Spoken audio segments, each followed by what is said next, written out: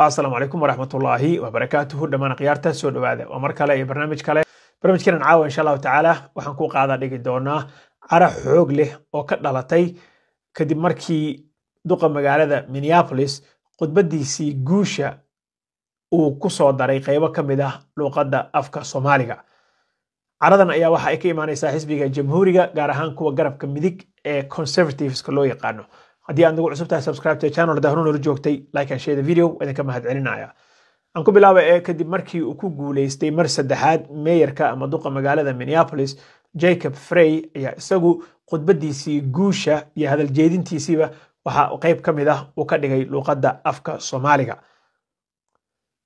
arrinkan ayaa waxa uu keenay in uu sababo waxa loo yaqaan backlash ama falcelin xoogan oo uga imaanaysa dhanka xisbiga jamhuuriga kuwaas oo sheegay in dadkii doortay oo Soomaalida ay wax yar ka ahaayeen chance aan loo siinin khudbadda qayb kamid ah in aysan fahmin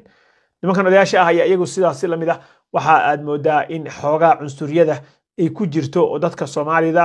ay geeska gelinayaan waxaana ay sheegeen in mayorka uu u hibeeyay ama duqa magaalada uu u hibeeyay magaaladii Minneapolis ahayd dadkan Soomaalida ah ee ajnabiga ay ku sheegeen mayorka ayaa isagu hadalkiisa isagoo af Soomaali ku hadlayo waxa uu sheegay in magaaladan ama ka imow buu yiri Boosaaso Muqdisho Hargeysa Garowe Beledweyne iyo Southwest mid aad rabta ka imow magaaladan waa magaalo kulmisa ah united ah sidan ay wax ku noqonaysaa ayuu yiri you are all welcome amal Soomaalidu aad u soo dhaweynayay dad badan oo Soomaaliya oo qayb ka ahaa guushiisa oo aad moodo inay ku faraxsanaayeen arrinkaas in uu maanta mar saddexaad uu soo baxo mayorkaas ayaa iyagana u saacbinayay marka dadkaas iyaga ah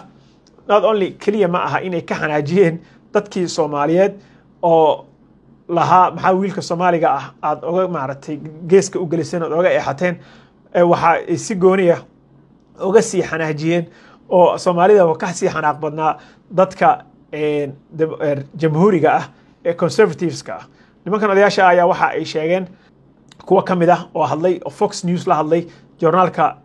la yiraahdo isna New York Post la hadlay ayaa waxa ay ku soo celceliyeen in magaaladii Minneapolis ahayd gacanta ay ka baxday hatta mid baa wuxuu leeyahay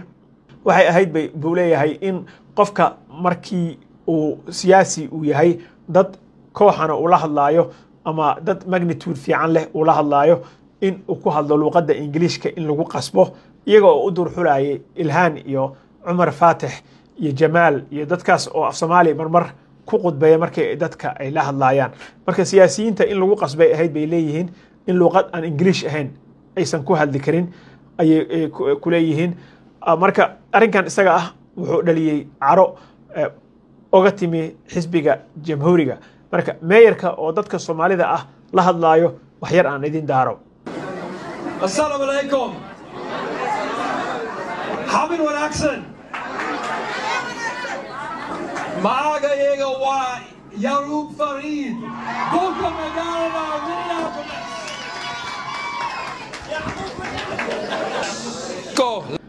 marka sida halka idinka muuqata mayorka luqadda afka Soomaaliga ah ayuu dadkan